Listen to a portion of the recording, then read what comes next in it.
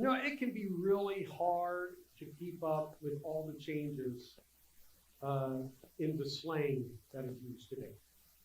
I don't know how often you try to keep up with the slang. And I'll tell you, if you don't have kids, you may not have even realized how much the English language has changed over the last, I'll just say over the last month. It's gotten weird, but that's a whole nother issue. But there's a lot of slang that we use today that I got to be honest, sometimes when I hear my 22-year-old daughter or my 20-year-old son or Grace and my 13-year-old say certain things, sometimes, for instance, I'm just going to be honest, I got to look it up because I have no idea what they're talking about. And I always thought that I was going to be the cool dad that knew what my kids were into and what they were talking about. And they play games that I just think are weird. And Grayson plays this game called Steal a Brain Rot. He plays it all the time. Matter of fact, I guess there was what they call an admin abuse yesterday or whatever, where you get all these special things.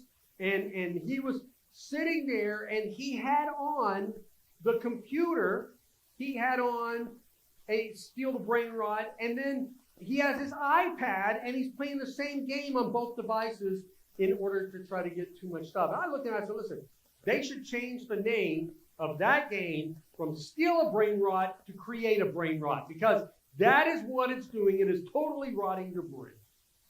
Okay? I'm kind of joking about that, but these things, I always thought, I'll be honest, when I was younger, I thought I was going to be that dad who played these games with my kids, but I had no idea how weird these guys were going to be. So I totally miss it every time. But there's a few slang words that we use. Have you ever heard anybody say no cap? Have you ever heard that one? It's really more of a millennial. These Gen Zers don't use it quite as much. But they'll say no cap or that's cap. Devin says that one all the time. Oh, that's cap. Basically, what cap means is that it's a lie or that it's not true. So when I'm saying something to Devin and he says, oh, that's cap, what he's saying is that I'm wrong. Okay? And so when someone says no cap, that means I'm not joking, I'm serious. No cap. I don't know why that's what they chose to use, but that's what they. So that's one of the slangs. And now there's a new one. I do not get it at all. 6-7. Have you heard this? Oh man, you don't know elementary, junior high, early high school. 6-7. These guys say it all the time. 6-7, 6-7. It started as a meme, right? There was this meme. Kid said 6-7. Then it kind of died out. And I guess the kid produced another little video where he said it. And now, it's like 6-7 is everywhere. If I'm at the house and I'll say to Jennifer, I'll say, oh, we're going to go between 6 and 7. Grace will go, 6-7. Whatever. Whatever. Or I got to be home at 6 because the game starts at 7. Grayson, 6-7, 6-7.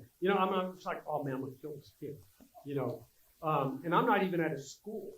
And there's just nothing. And here's the beauty. You say, well, what do they mean when they say 6-7? You know what they mean? Nothing. Doesn't mean anything. It's supposedly some inside joke that only they get. And guess what? They're right, because I don't get it. I don't get it. But let me tell you what's fun though, as a dad, is when I use them.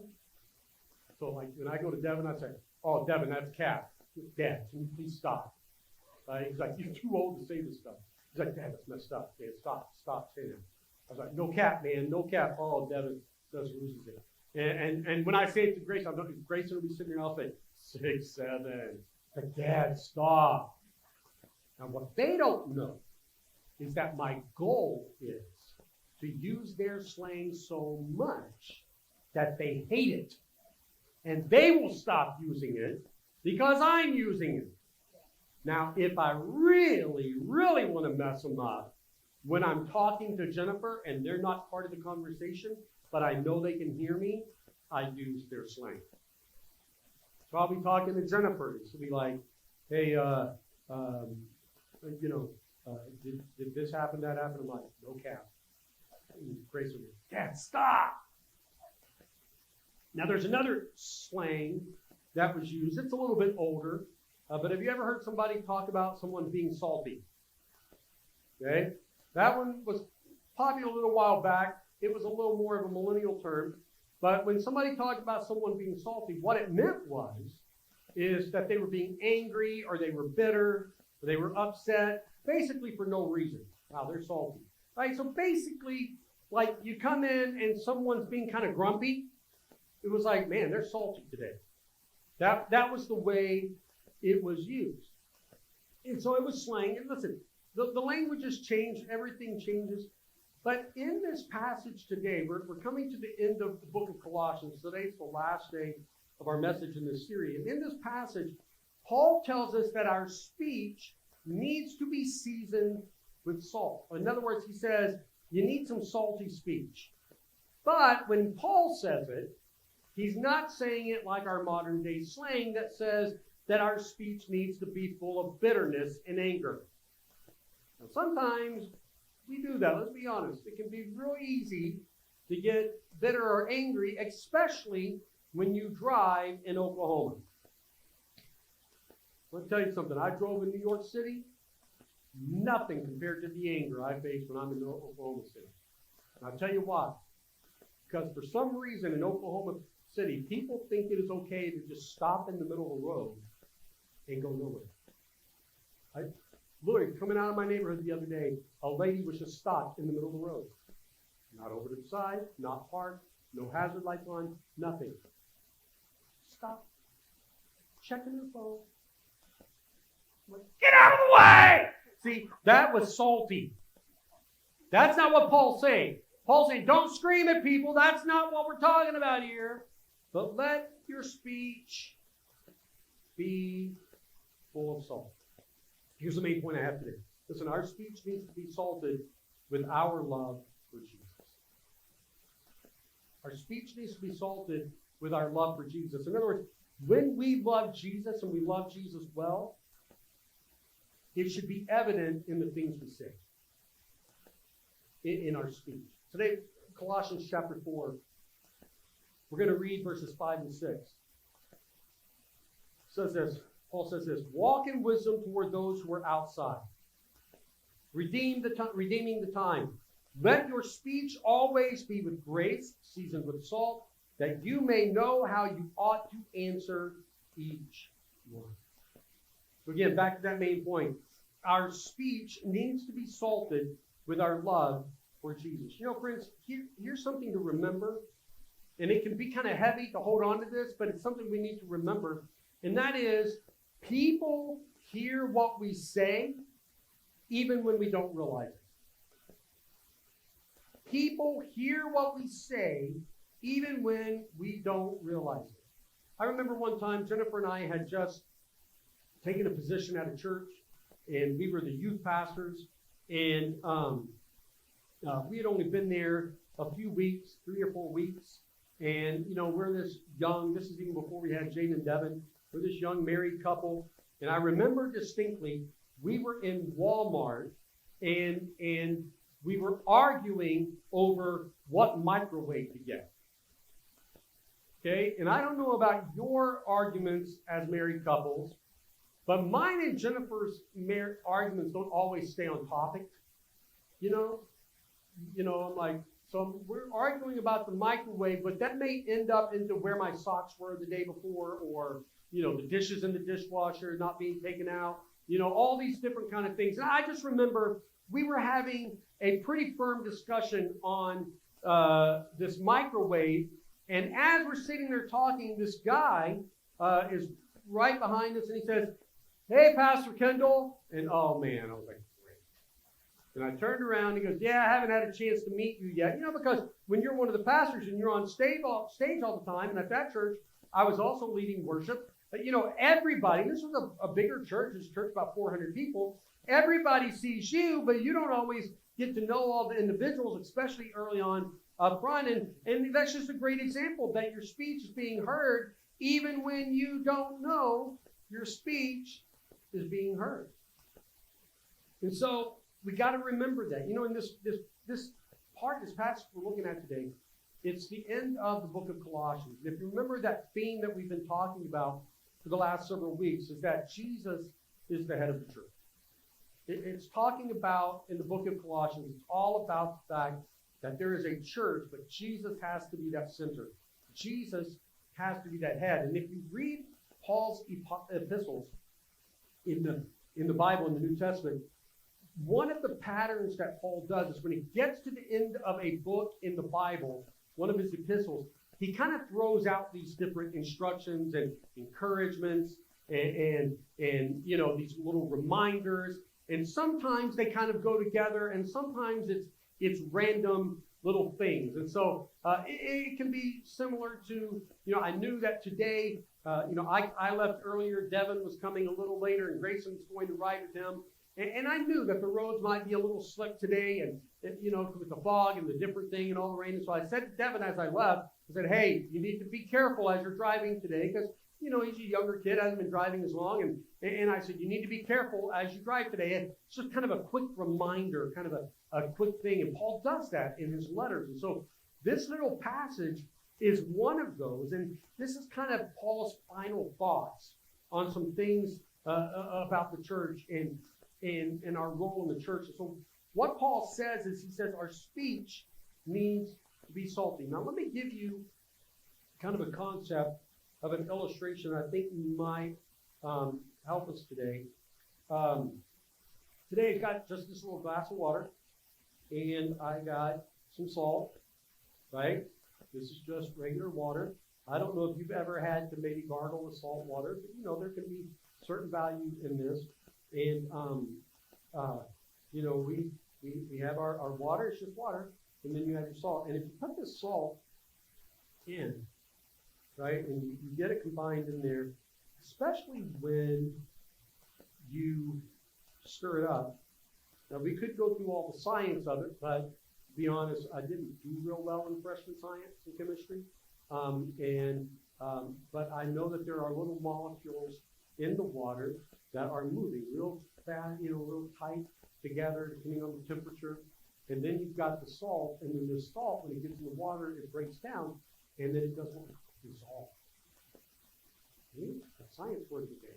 Dissolves into the water. Basically, these little salt particles mix in and combine between these little water particles, and the salt is still there, even though at this point, you can see that it's cloudy water, but you can't distinguish the salt from the water. It's all together. It's all there.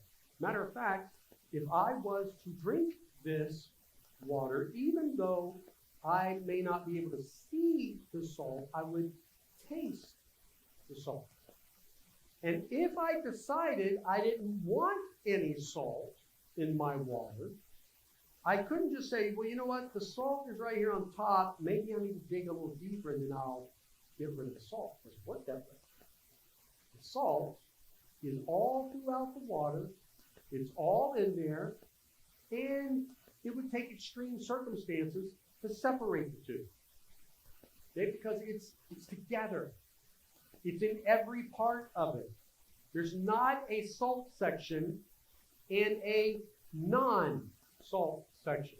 And for instance, that's basically what Paul is trying to tell us today, is that our speech, we need to view it like we would that water. That it's just our speech. And then the salt, that is our love for God, needs to be so mixed in that it can't be separated. It's tasted, it's seen every time somebody has a conversation with him. And that's the way our love for Jesus, it should salt our language and our speech in a way that can't be separated.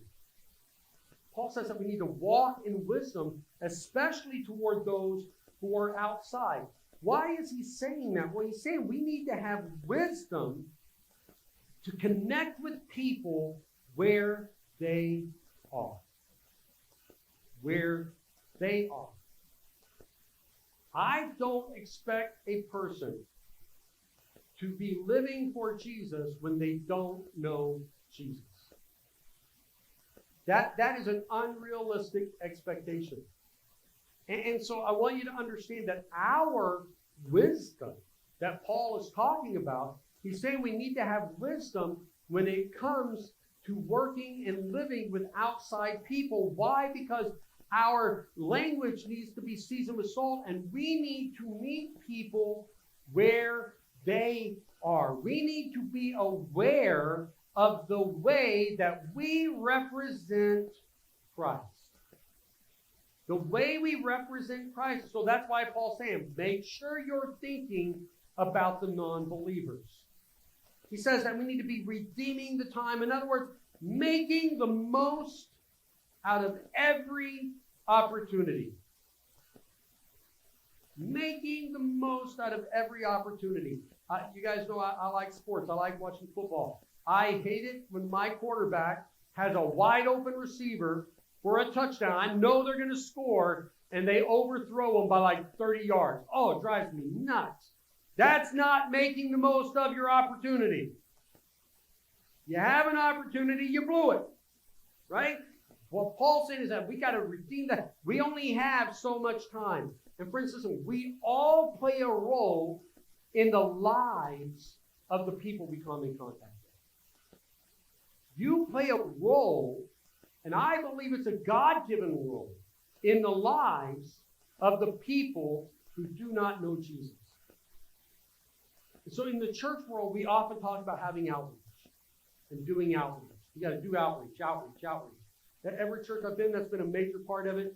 And in time, we're going to be doing more of those kind of things here. But I want you to understand this point and get this point from this passage of Scripture today, is that true outreach occurs when a follower of Jesus recognizes their role in the life of a non-believer. That is true outreach. When a follower of Jesus recognizes their role in the life of a non-believer. You see, friends, our role is to be a testimony of Jesus, even when we're not specifically trying to be. It should just be a part of us, like the salt in the water. It should just come out of us, because we have a role in the life of non-believers, and that is when we truly outreach. You know, we often miss our most effective outreach opportunities because we're looking in the wrong place. Maybe we ignore our culture. Remember all that slang that I was just talking about? I think we can all admit our culture is a lot different today than what it was when many of us in this room were growing up. And for those of you that are younger in the group today, like Russell back there, and you know you're still a spring chicken, I got news for you. One day you're going to look at the culture and go, man, this is weird. That's what we did here. And right now you don't see it that way. You don't think so. Right now, me and my buddy used to walk through the stores and stuff. We would always say, I don't want to get old, because we thought old people were weird. And listen, there's a lot that are. Don't get me wrong. But I also got news for you. Young people are weird. And my grandparents thought that about me too. It's just we don't always understand things about each other's culture. But that's why Paul says we've got to walk in wisdom when we're reaching across other cultures. See, another reason why we often miss some of the greatest outreach opportunities is because we think of outreach as a church event. Right? Church is going to have an outreach Thanksgiving dinner. Church is going to have a Easter egg hunt and Christmas Eve service as an outreach event. Things like that. And listen, those things are great. I'm not saying there's anything wrong with those. And like I said, we're going to eventually do more of those things as a church. But don't wait for the scheduled event because we have to, as Paul says, redeem the time, because every single day of your life, you have an opportunity to connect with someone who's not a follower. That's why Paul says that we have to have that salty language. Paul says that we need to be gracious. In verse number 6, he says, let your speech always be with grace. Always be with grace. Be gracious to non-believers the way Jesus was. Be gracious with non-believers the way Jesus was with you before you were a believer.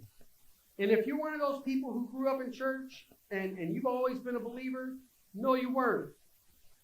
And God was gracious to give you the people in your life to lead you to Christ. Be gracious. Don't be judgmental. You know, there's no reason to be judgmental because people who don't know Jesus are already judged.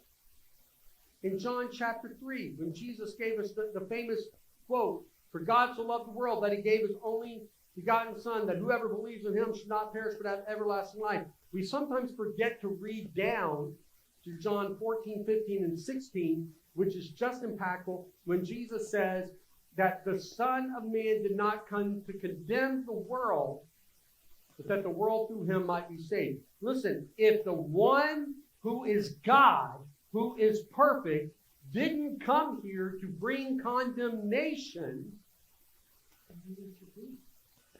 That's not our job, because the world is already condemned. Jesus rescued us from judgment. He rescued us from that condemnation. And for instance, he is able to rescue non-believers. So we have to let our speech be seasoned with salt. Our love for Christ should be sprinkled into everything we say. And Paul says in here, we have to know how to answer each one. You know, knowing how to answer each one is not about debating. It's not about arguing. It's not about debating people's beliefs or all those kind of things. It's about connecting with people right where they are.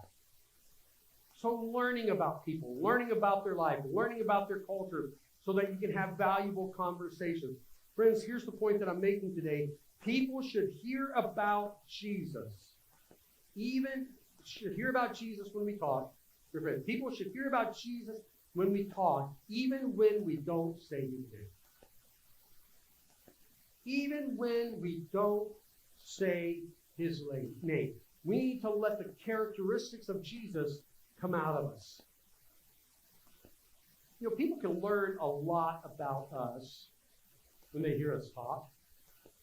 It's amazing what people can learn about us just by hearing some of our conversations. They know our mood.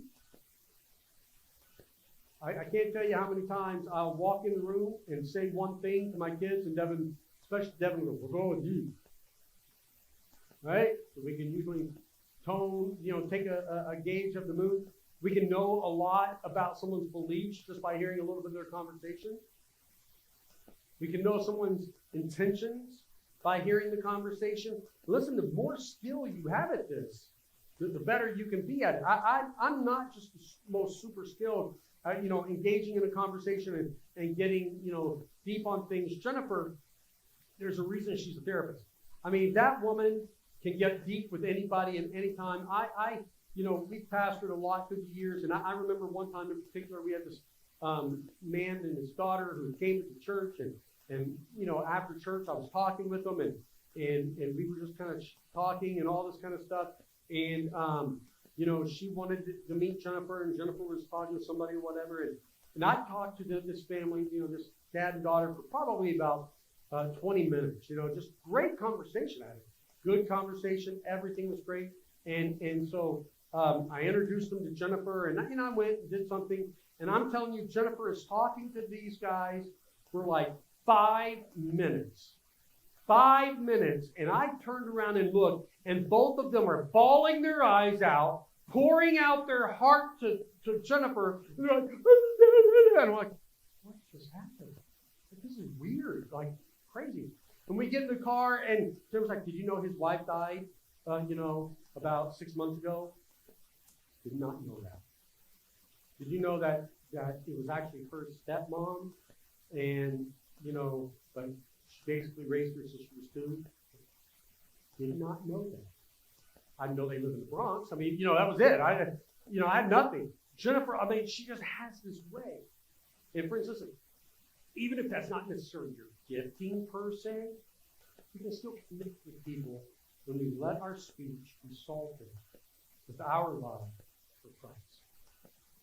Because remember, our speech needs to be salted with our love for Jesus. Don't forget that main point. Our speech needs to be salted with our love for Jesus. And that is really because you have no idea how impactful that can be. I just told you guys I'm not necessarily one who just connects with people on a deep level, but I just want to kind of share with you a story about how this can really be something that each one of us can do. When Jennifer and I were youth pastors at a church, we had these group of kids that came, and their families didn't come to church. And one of these kids in particular started coming, and he gave his heart to Christ, part of the youth ministry. And he came to church every week, and over time, got to know his mom and his stepdad. They didn't come to church, but got to know him and developed a relationship with them, and different things, and the relationship. They didn't come to church, or his mom and dad didn't come to church, different things, and one time we took the youth group on a shopping trip. We went to this mall in this big city kind of thing, and we were going to go to this new area that the kids can get to go to all the time, and we were going to take a shopping trip. So the kids signed up, all that, and this young man's mom says to me, or called me up, whatever, says, hey, would it be okay if I came with you guys on the trip? I was like, sure, that'd be fine. No problem. So she came. And, I got to be honest, at times it felt a little awkward. Because here's this lady that, is 15-passenger van, and Jennifer's in one seat, I'm here, and she's there, and we're, driving, not fully knowing what to say sometimes, whatever. And, it was just a simple little youth trip. And so I didn't think much about it. We went on the trip. She thanked us for letting her come. And, the kids had a good time. We, went home. And I started noticing after that trip that she started coming to church from time to time. And she would just come, kind of sit in the back, kind of kept to herself, but she would come. And I thought, well, this is good because we got to know her, developed a relationship. Now she's more comfortable coming to church, and and I wasn't going to be pushy with her or anything like that, but she started coming to church some, and then she got where she was coming every week. And one week, she comes up to me and she hands me a card. She goes, here, I just wanted to give you this. I thought, oh, well, thank you, And so I took the card and I went and read it. In the card, she had written a pretty lengthy note. I'm not going to go through all the details, but basically in the letter, she explained how she always had a hard time with God and even kind of hated God. Because she had gone through a lot of abuse in her younger years. And had faced a lot of abuse and just couldn't understand how God could allow her to go through that. And a lot of people face some of those same challenges in their relationship with God and in their struggles with finding Christ. And so she explained how that it really bothered her. She went into a little more detail in the letter. But then she said this, and this threw me. She said, but when I went on that trip, that shopping trip with you guys, she said, and I would hear you talk. She said, I was amazed at how much you loved God and how much He had done for you. And she said, so I began to pray for the first time since I was a small child. And as I began to pray, I then started reading the Bible. And then I decided to go ahead and come to church.